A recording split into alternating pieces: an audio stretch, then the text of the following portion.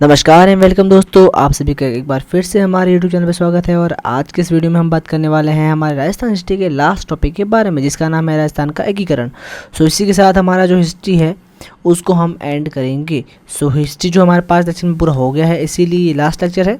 इससे पहले अगर आपने लेक्चर देखे नहीं तो प्लीज़ 4 लेक्चर और है वो देख ले। इससे के साथ आपका लगभग 1 घंटे के अंदर, 1 या 1.5 घंटे के अंदर आपका पूरा हिस्ट्री कवर हो जाएगा, ठीक है ना, 5 लेक्चर के अंदर।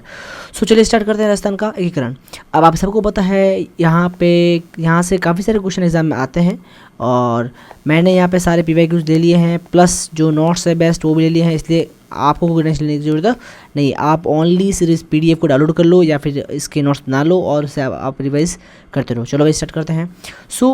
भारतीय रियासती विभाग का गठन जो है वो 5 जुलाई 1947 को हुआ था, ठीक है ना। तो भारतीय रियासती विभाग का गठन जो है वो 5 जुलाई 1947 को हुआ था। इसके अध्यक्ष थे सरदार वल्लभ भाई पटेल, सचिव थे VP मेनन।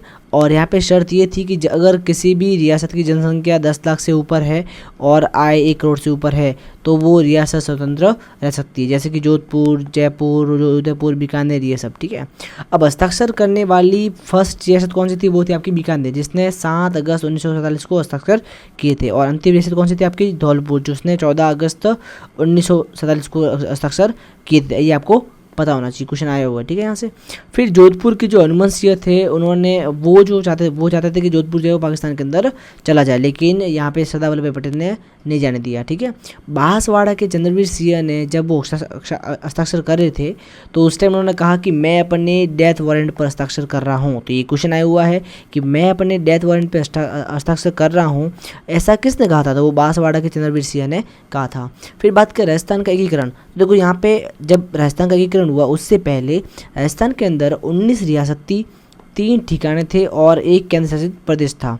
तो 19 रियासत तो बाद में देखेंगे अपन। पहले देखो 3 ठिकाने कौन से थे? निमराना, कुशलगढ़ और लावा।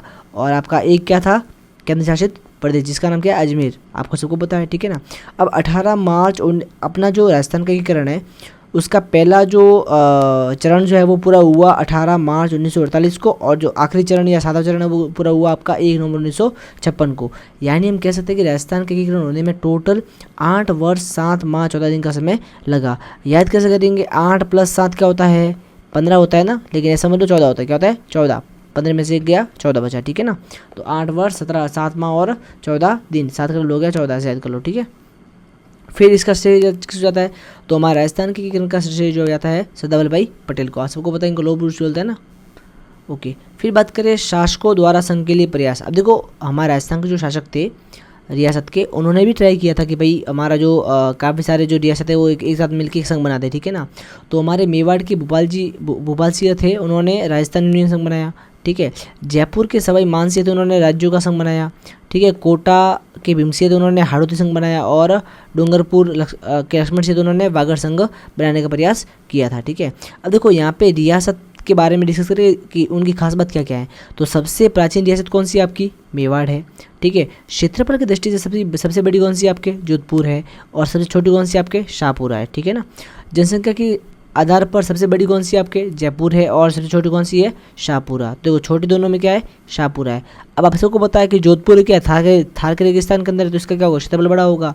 और जयपुर क्या है? अरावली के अंदर, तो इसका क्षेत्रफल क्या होगा? छोटा होगा और जनसंख्या ज़्यादा होगी, ठीक है ना। तो ऐसे आप याद कर सकते हो, ठीक है। बात करें जाट की, तो देखो जाट जो है वो मोस्टली भरतपुर और धौलपुर के अंदर पाए जाते हैं। और मुस्लिम जो है वो मोस्टली टोंक और ये टोंक, अजमेर वगैरह यहाँ पे ज़्यादा मिलते हैं, ठीक है, राजस्थान के अंदर।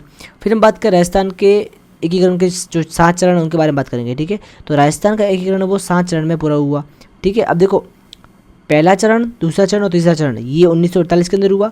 चौथा और 5वां चरण जो है वो हुआ 1949 के अंदर। और छठा चरण हुआ 1950 के अंदर। तो याद कैसे करेंगे? देखो 48 के अंदर हुए 3 चरण, 49 के अंदर हुए 2 चरण, और 50 के अंदर क्या हुआ? 1 चरण हुआ सिर्फ, ठीक है। इतना याद कर लेंगे अपन। और एक लास्ट वाला हुआ 1956 के अंदर 7वां चरण, ठीक है। अब देखो अब बात करेंगे प्रथम चरण की, ठीक है ना। अब देखो प्रथम चरण में क्या खास बात है? देखो प्रथम चरण, अब सबसे पहले ये 18 मार्च 1948 को हुआ था, ठीक है। और यहाँ पर ये चरण जो इस चरण के अंदर अलवर, भरतपुर, करौली और धौलपुर इन सबको मिलाकर मत्स्य संघ की स्थापना करी गई थी, ठीक है ना। और इसकी राजधानी किसको रखा था? अलवर को रखा था, ठीक है। यहाँ के राज प्रमुख कौन थे? उदयभान सिंह, जो धौलपुर के राजा थे, ठीक है। और नामकरण किसने किया इसका? वो क्या आपने के एम मुंशी ने, ठीक है। और इस गाँव के प्रधानमंत्री आपके थे शोभाराम कुमावत अलवर के, और उद्घाटन करता थे आपके एनवी गाडगिल, ठीक है, जो जिन्होंने लोहगढ़ दुर्ग भरतपुर के अंदर उद्घाटन किया था, ठीक है ना। और मंत्रिमंडल ये याद नहीं करो तो चल जाएगा ना, बस ये तय देखो भाई। राज प्रमुख कौन था? उदयभान सिंह, और प्रधानमंत्री कौन थे? शोभाराम कुमावत, और उद्घाटन करता कौन था? आपके एनवी गाडगिल, ठीक है। और मत्स्य संघ बना था प्रथम चरण के अंदर, ठीक है। कौन थी? अलवर, भरतपुर, करौली और धौलपुर, ठीक है। नेक्स्ट आपका है सेकंड चरण। अब देखो प्रथम चरण कब हुआ? 18 मार्च को, जस्ट 7 दिन बाद में है ना, 25 मार्च को, 7-8 दिन बाद में 25 मार्च को 1948 को दूसरा चरण भी पूरा हो गया। अब दूसरे चरण में बना राजस्थान संघ। अब राजस्थान संघ में क्या क्या आया? अब देखो राजस्थान संघ के अंदर 19 में से 9 रियासत आई, जिसमें टोंक, बूंदी, कोटा, झालावाड़, शाहपुरा, किशनगढ़, डूंगरपुर, बांसवाड़ा, प्रतापगढ़, ये 9 रियासत आई। और एक आया ठिकाना, कौन सा? कुशलगढ़ ठिकाना आ गया। इन सब ने मिलकर बनाया राजस्थान संघ। क्या बनाया? राजस्थान संघ। अभी देखो ये कौन सा था? देखो आपके ये डूंगरपुर, बांसवाड़ा, प्रतापगढ़, ठीक है, अपने चित्तौड़गढ़, फिर यहाँ पे आ गया टोंक, बूंदी, कोटा, झालावाड़, तो ये सारे अपने आ गए थे, ठीक है, इसके अंदर। तो ये आपको पता होना चाहिए कौन सा बना? राजस्थान संघ बना, ठीक है। फिर अपने यहाँ के राज प्रमुख कौन थे? तो देखो सीधी बात है भाई, कोटा। अब इसकी राजधानी किस होगा? राजधानी रखा इसको, कोटा को राजधानी रखा इसकी, ठीक है ना। जो कोटा की भीमसिया थे वो क्या बने? राज प्रमुख बने यहाँ पे, ठीक है। प्रधानमंत्री कौन बने? गोकुल लाल असावा, ठीक है। और उद्घाटन करता कौन था? आपके सैम एनवी गडगिल, यानी 7 दिन पहले वहाँ पे भी एनवी गडगिल ने किया उद्घाटन, और यहाँ पे भी एनवी गडगिल ने किया उद्घाटन, ठीक है। फिर हम बात करेंगे तीसरे चरण की। अब देखो यहाँ पे ये हुआ आपके 18 मार्च को। ये कब हुआ आपका? 18 या ध्यान से करो, ये आपके हुआ 18 मार्च 1948 को। और जस्ट इसके एक महीने बाद में यहाँ पे 18 अप्रैल 1948 को हुआ तीसरा चरण, ठीक है ना। यानी एक हफ्ते बाद में हुआ दूसरा चरण, और एक महीने बाद में क्या हुआ? तीसरा चरण हुआ, ठीक है ना। इसमें बना संयुक्त राजस्थान संघ, यानी कि कुछ नहीं है, जो यहाँ पे माल मसाला मिला था सारा का, तो माल मसाला तो भाई उसके साथ में क्या हुआ? उदयपुर ने सोचा कि भाई तुम लोग मिल गए हो सब लोग, मेरे सारे भाई मान लो आप बैठो यहाँ पे, आपके बहुत सारे जो फ्रेंड्स हैं, तो मान लो आपके सारे फ्रेंड जो है वो किसी टूर के अंदर जाने के राजी हो गए, तो आप क्या बोलोगे? सर यार आपने सबको ले लिया, तो एक काम करता हूँ, चलो मैं भी आ जाता हूँ आपके साथ में। तो क्या हुआ यहाँ पे 25 के बाद 28 अप्रैल तक, यानी ज़्यादा नहीं है, सिर्फ 20 दिन के अंदर, ये मतलब 20-22 दिन के अंदर अपना ये जो है वो उदयपुर भी राजी हो गया। उदयपुर बोला कि चलो एक काम करो, मेरे को भी आप राजस्थान संघ के अंदर शामिल कर दो। तो बोला कि पहले क्या था? राजस्थान संघ था, अब क्या बनेंगे इसको अब इसको बोलेंगे संयुक्त राजस्थान संघ। तो आपको बताना चाहिए उदयपुर कब जुड़ा था इसके अंदर? थर्ड चरण के अंदर, तीसरे चरण के अंदर। अब देखो जब उदयपुर को इसमें जोड़ा है, तो ऑफकोर्स उदयपुर के राजा को बनाएंगे राज प्रमुख। तो राज प्रमुख किसको बनाया गया? उदयपुर के राजा भूपाल सिंह को, ठीक है। और उपराज प्रमुख को किससे बनाया गया? भीम सिंह, जो पहले राज प्रमुख थे वो वाले, ठीक है। और प्रधानमंत्री कौन बना? माणिकलाल वर्मा। सबको पता है कि जब भी उदयपुर का नाम आता है तो कौन से इंपोर्टेंट व्यक्ति आते हैं? आपके माणिकलाल वर्मा आते हैं, ठीक है। उद्घाटन करता कौन थे? आपके पंडित जवाहरलाल नेहरू। और राजधानी किसको बनाया गया? यहाँ पे उदयपुर को बना दिया गया, ठीक है ना। संयुक्त राजस्थान संघ की राजधानी को उदयपुर घोषित किया गया, ठीक है। फिर हम बात करेंगे चौथे चरण की। अब जो चौथा चरण है ये सबसे इंपॉर्टेंट चरण है, क्योंकि यहाँ पे लगभग राजस्थान अपना तैयार हो गया था, ठीक है ना। तो ये आपका 30 मार्च 1949 को पूरा हुआ था। देखो पहला दूसरा तीसरा चरण तो हुआ 1948 के अंदर, ठीक है। और चौथा और पांचवा चरण कब होगा? आपका 1949 के अंदर होगा पूरा, ठीक है। तो ये आपको पता होना चाहिए। 30 मार्च 1949 को चौथा चरण पूरा हो गया, ठीक है। इसमें आपका क्या बना? इसमें बना आपका वृहद राजस्थान संघ बना, ठीक है ना। पहले था राजस्थान संघ, फिर आपका बना संयुक्त राजस्थान संघ, और अब क्या बन गया आपका?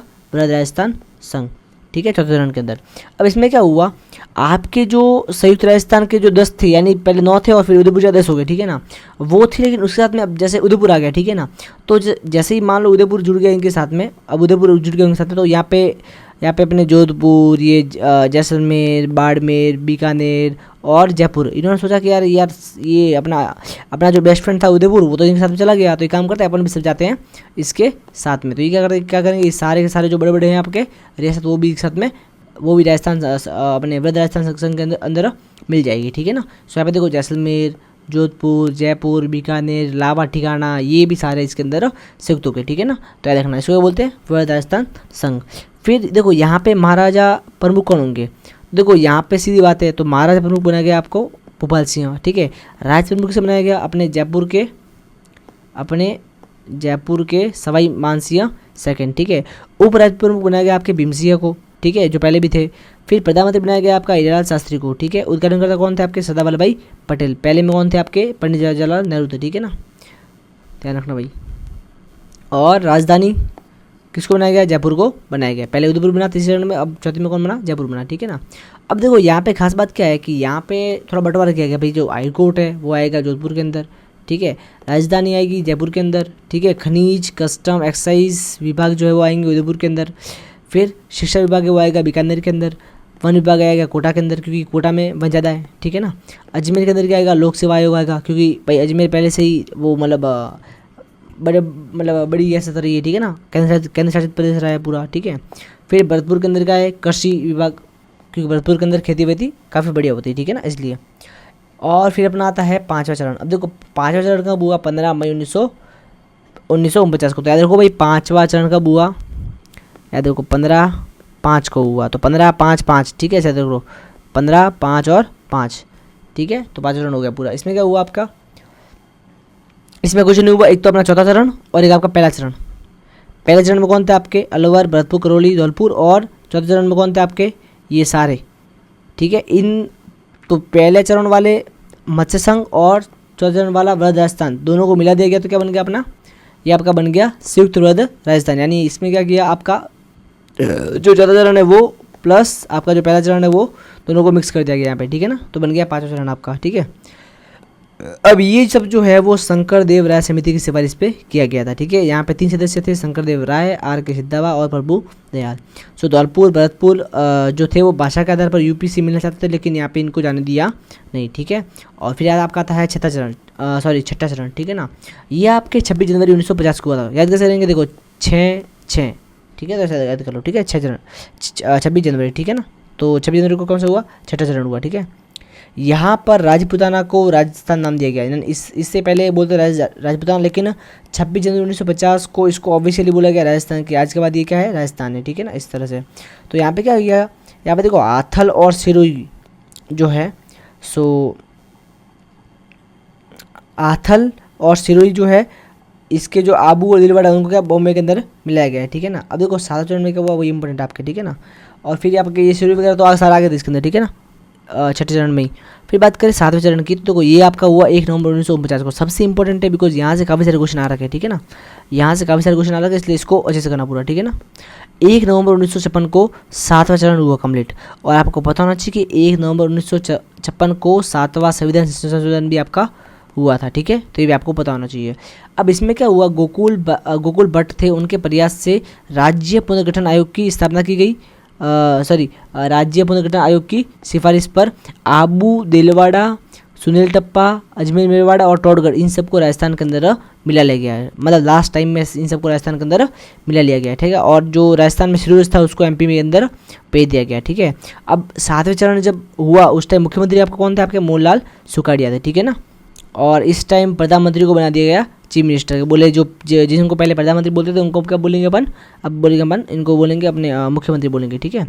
फिर यहाँ पे देखो अजमेर मेरवाड़ा में विधानसभा थी, ठीक है, जिसको बोलते धार सभा, ठीक है। वहाँ पे 30 सदस्य थे। और यहाँ पे 1952 में मुख्यमंत्री जो थे हरिभाऊ उपाध्याय बने थे, ठीक है। तो ये आपको पता होना चाहिए। तो इस तरह से आपका 7वें चरण के अंदर राजस्थान जो है पूरा बनकर तैयार हो जाता है, ठीक है ना। सो यहाँ पे ये फैक्ट एक बार फिर से याद कर लेना। अब बस ये लास्ट स्लाइड है, अब देख लो इसमें खास बात क्या है।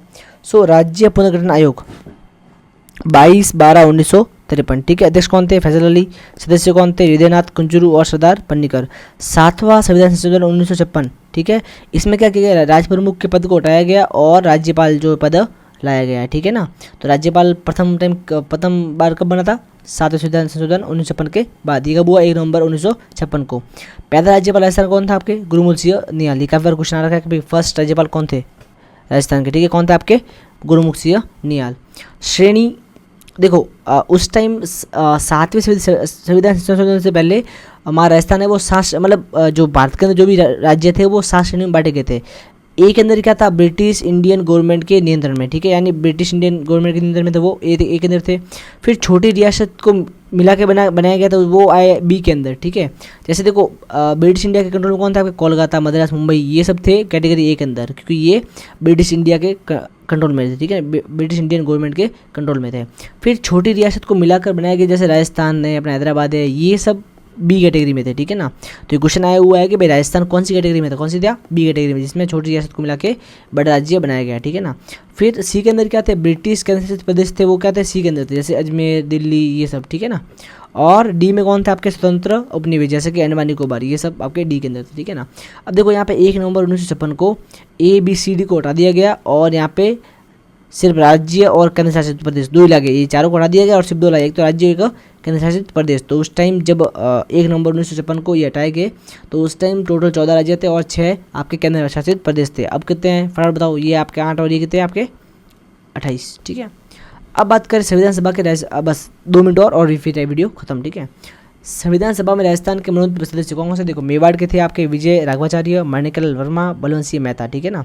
फिर मारवाड़ कौन थे आपके वैकुंठाचार्य, जयनारायण व्यास जी, ठीक है। अजमेर के कौन थे, मुकुट बिहारी लाल भार्गव, जयपुर के थे आपके हीरालाल शास्त्री और VT कृष्णमाचारी, ठीक है। और शाहपुरा के थे आपको गोकुललाल असावा, बीकानेर के थे जसवंत सिंह और सरदार KM पन्नीकर। ये एक बार 2-3 बार नाम को फटाफट वीडियो को पॉज करके पढ़ लो ताकि आपको पूरा याद हो जाए, ठीक है अच्छे से।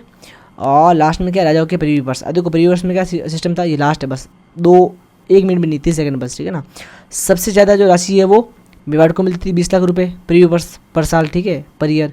जयपुर को मिलती 18 लाख, जोधपुर को 17.5 लाख, बीकानेर को 17। लेकिन 26वें संविधान संशोधन 1971 के अनुसार इंदिरा गांधी ने प्रीव्यू वर्ष को समाप्त कर दिया। इन्होंने कहा कि भाई राजाओं के पास बहुत सारा पैसा है, इनके पास बहुत सारे होटल्स वगैरह हैं, बहुत चलाते हैं, तो इनको प्रीव्यू वर्ष की जरूरत नहीं है, तो यहाँ पे प्रीव्यू वर्ष है वो बंद कर दी गई। इसी के साथ गाइज आपका जो राजस्थान हिस्ट्री है वो पूरा होता है। और मैंने आपके सिर्फ और सिर्फ 5 लेक्चर के अंदर, यानी सिर्फ मुश्किल से 1.5 घंटे का ओवर टोटल है ना, 5 लेक्चर मिला के होंगे आपके 130 के होंगे, ठीक है ना। सो यहाँ पे मैंने 5 जो आपकी पूरी जो राजस्थान हिस्ट्री है वो कवर कर दी है, ठीक है।